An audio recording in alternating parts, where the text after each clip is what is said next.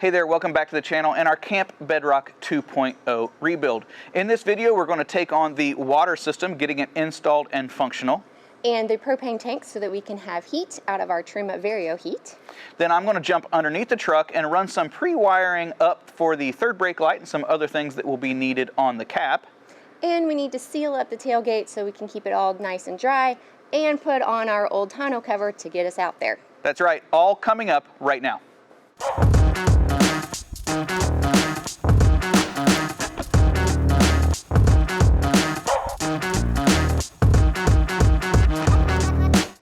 Alright, so we are going to start with our propane and propane accessories. My name is Hank Hill, and I sell propane and propane accessories. So we have an 11-pound propane tank here. Nothing special about that. I'm going to get that out of the way. Jay found this power tank mount that we are going to use. We're going to sit it over in this area, drop down a piece of plywood, mount this to it. This will be its temporary home because we're not sure where we want it permanently, but we weren't happy with the AT Overland option, which they hang it out on the outside and sides of the topper. And we've had too many problems with things scraping down the sides, even with our rooftop tent. So this is our temporary position until we can figure out a permanent one.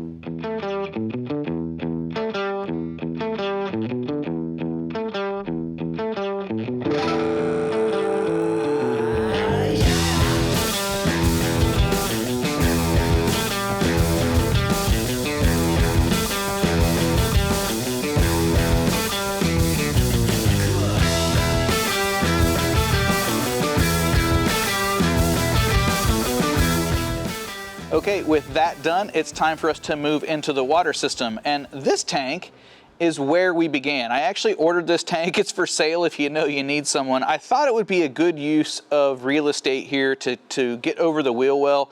And in some ways it is, but here's the problem with this tank.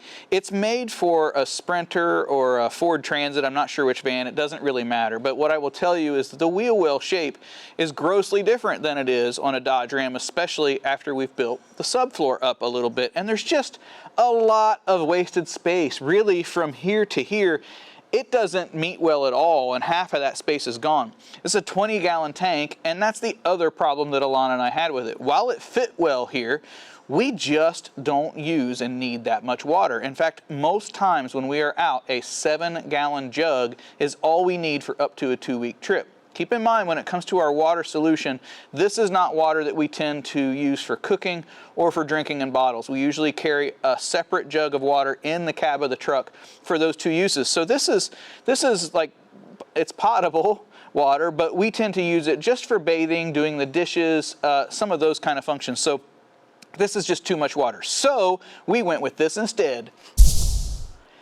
So this second jug replacement we actually got from Iron Man 4x4, and it's basically 2 Scepter jug size. So if you had 2 Scepter jugs side by side, they would have a similar shape to this. In fact, they advertise that you can use Scepter jug mounts for it, even though that's not what we're going to do here. This is a 40 liter or 10.8, I believe, somewhere around 10.5 gallons, and we feel like this is going to be just perfect for us. Where we want it to ultimately live will probably have a little bit of an angle on it like this, so it'll be a little bit more involved. And the reason we want to do that is with its odd shape, we're a little concerned about losing water or being able to fill all the way up to the top with this at an angle. And same thing, it doesn't have a sump. So in the water pickup, it's actually on this side, but in the water pickup, we want to be able to get the most out of the jug still. So in its permanent installation, we're probably going to do something like this. But when we go out to get the cap, they are going to be drilling some holes in here to mount that, and we don't want this to be in their way. So we need to go ahead and make it temporary. For its temporary installation, I think we're going to stand it up vertical, but we're not able to put it just straight in this space because our tonneau cover clamp won't hit it. So anyway, we're going to go ahead and get it all set up just like this, but have it be remote, where we can strap it to this wood rail once the cap is installed, but we can go ahead and push it up and leave it out of the way. Just make a few electrical connections in the field until we get there and get that cap installed. So electrical connections. The reason we need to make those and this is the main reason I want to push forward with getting this water system installed, is we picked up these RV water tank heater. This one, unlike the one I used in my batteries, is thermostatically controlled. We are going to still put it on a switch, but that way we don't have to worry about this tank freezing up when we're out in really cold weathers and away from the truck, not running the heat in this camper area. I'm also going to head in that mount. I'm probably going to use a piece of plywood to mount up this little RV diaphragm pump and a hose assembly so that it's easy for us to take that hose out away from the truck and not get the stuff back here wet. Anyway, I think it's time for us to get to sawing, cutting, and making some stuff. Here is what the water tank will be installed for our first trip once the cap is on. So you can see we've got the heating element on. Hopefully that'll keep us from freezing up. Pump is all ready to go. Little garden spigot hookup. The way we decided to mount this was really pretty simple. So it's got this metal strap here along the top, kind of like an old school gas tank strap. We just used that and then anchored it over here right to that wood board that we put in place before. So it can't stay here while we're in tonneau cover mode for this first trip. So what we're going to do is, rather than it being able to be bolted up, we'll put a board sort of across the back there to go ahead and use it. That way it can be pushed anywhere in the bed with a couple of extension cord type things or some temporary wiring for the pump and that heating pad. But for now, I think we're going to take it in the house and do some leak checks, run some water through it, and then we should be in a good place to call this one done. Okay, back installed after a thorough testing, and you might notice that we've got a line disconnected, and that is because the main port that is down there off the bottom of the tank just had a really slow weep to it. And I think it's because this fitting that I'm using was a previously used fitting, and the threads, it was used in black iron, and it looks like I did it really tight, and the threads actually got a little flattened out. So tomorrow we're going to run to the hardware store and get a new barb. I think that will be a pretty quick fix to it. It ran fine. I was pretty impressed with how quiet the pump was. The only real issue we had is I installed that little ball valve so that we wouldn't have to use the full flow of the pump. I really wanted to be able to restrict it, and I found when we were testing that sometimes it didn't want to restart. So I don't know if it was getting hot or if there's a check valve in the pump or what the deal was. But anyway, we brought it back out so we could run some temporary wires. We're likely to tape those wires up, and those wires then go to that heating pad, that heating element on the tank, but also the pump. So that is the last bit of wiring before our trip. Once we get the barb fixed, I think we're good to go with that, which means it's Alana's time to take over. And with that, we now come to sealing up the tailgate. With the Ram, we don't have a lot of options, and especially since we have the truck bed lined from the factory, things don't like sticking to it. So we did buy a couple of kits from Amazon. One of them was this 4-inch wide that would sit on the tailgate where it opens, that opening there to keep things from falling through. It was actually a suggestion that was given to us from AT Overland.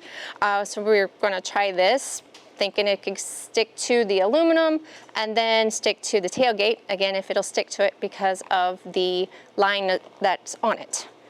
Then our other kit that we bought was this one it's flat on the one side, and it's got 2 surfaces that it can meet up to. So maybe this along the aluminum, let the tailgate close up to it. That might help with it. They also sent out bigger version of it. They're thinking that this would go in the upper section of the tailgate above the tail light itself, because it's really hard to seal up in there. It doesn't really meet up with anything. So let's see what we can figure out what it works.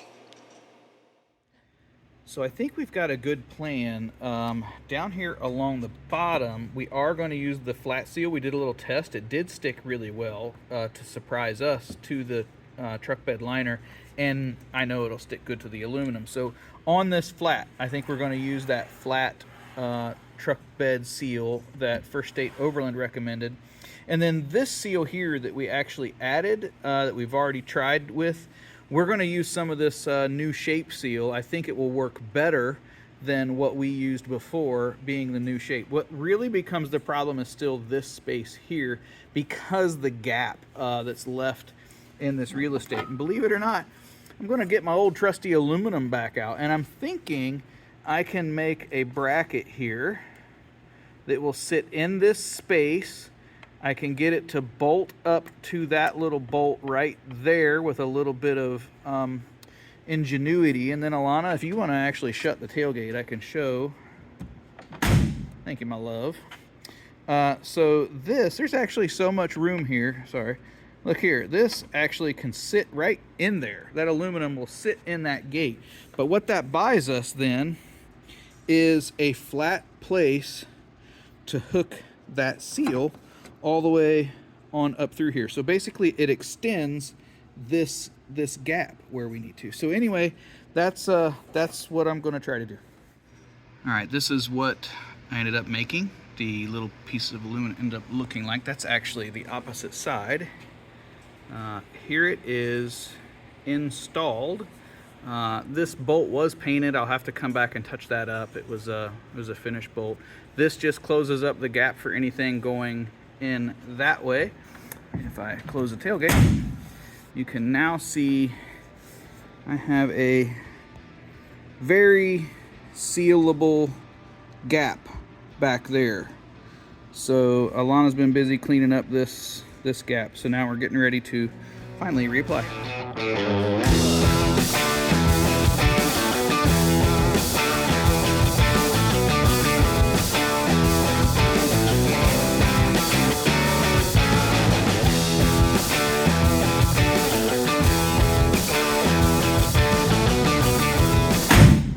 Well, we are happy with how everything turned out for sealing up the tailgate, and the brackets are working really well. So hopefully everything's sealed out, dust and water.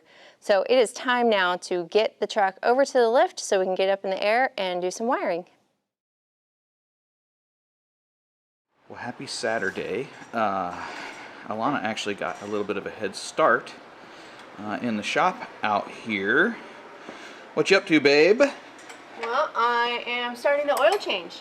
I thought we were going to do the electrical. Well, we were until I talked to AT Overland earlier this week when they had questions about the build. And I asked them about how they tap in for the third brake light. And the way they explained it, they have a module that would take care of the CAN bus issue that we thought we would have with it. And so we're going to let them do it, which is how they prefer it anyway. Oh, so you're just starting the pre-flight checks and maintenance stuff? Yep, that's right. Sweet. Need a hand? Yeah. All right. Helpful.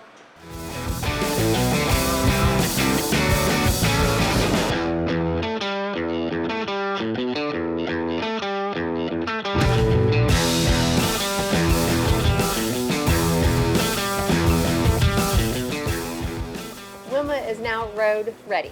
Yep. So I want to go back to a few comments I made earlier in the video, or maybe even the last video. It's starting to blur together, but I mentioned we wanted hot water for this trip. When we were at the Overland Expo last fall, link to that video over our head, I mentioned in it that we were looking for some shower and bathing solutions. And we had a Jolka hot tap solution for hot water, but it was just so bulky and took up so much space, we didn't really use it too much. The other thing we found with that is we just went through a lot of water. It was having us carry a lot more, and was some of our initial thought process to that larger water tank from before. Well, when we were at the Overland Expo, we saw these. In fact, they had them set up for everyone to use. While we didn't, we were already hooked. The geyser system holds about 1 liter of water, and they basically make 2 different types. They make this one, which has an electric heating element in it. You can use that optionally, or the other one they have has a pump and everything else that you need, but you basically fill it up with warm water. So you can use your jet boil or your skillet or whatever, heat a little bit of water up, put that in there. It won't let you start if it's too hot. It's got a temperature sensor in there to make sure that you don't scald yourself. It works really pretty well. One of the cool things about it is it's got a little ball valve on it, so you can really throttle the water flow, and they push the water through a sponge. Now we're going to do a full review on this unit in the future, so I'm not going to get into any more detail than that, but this is actually what we use for bathing. We've already done some preliminary tests. We were mostly happy. We do have a few tweaks they wish they would make. Again, wait for the review. But anyway, that is our shower and bathing solution and why we're able to go for so long on so much less water. Yep. Speaking on that less water, I was able to replace that hose bar with a plastic fitting. I'm actually happier with that because I was worried about the brass and the plastic having different thermal expansion and contraction speeds with temperature shifts that I know we're going to see. So having them both be plastic was an advantage. Plus, it did fit a little bit better. We have no more leaking problems. That is now tucked away. You may also notice we've got this tarp contraption back up here. Well, what we've done is we've actually taped off along the bed of the truck this tarp, and then we've bunched it up over the tonneau cover, which is now in place for the front of the truck. It is time for us to load up and get ready to go explore. So once we do that, we're going to finish taping this tarp up to try to contain as much water or direct it to the back past an area in the seal if we do get into a little bit of rain. But I think that's it. We're kind of done. We're going to throw some stuff in here. We are hitting the road. In fact, by the time you're seeing this video, we may be back. If you're curious how all this is going, follow us on our other social medias. We try to keep more up to date with Instagram and TikTok and some of those other things. The YouTube stuff takes us a little bit of time to edit. So anyway, we may be gone for a little bit, but we're doing really cool stuff. So make sure you subscribe, hit the notification bell so when we're back, you can follow along and see how everything went. And then when we're back, we'll be picking back up with the build to do all those things that I've been saying we're gonna do. Thanks. See ya. Bye. Bye.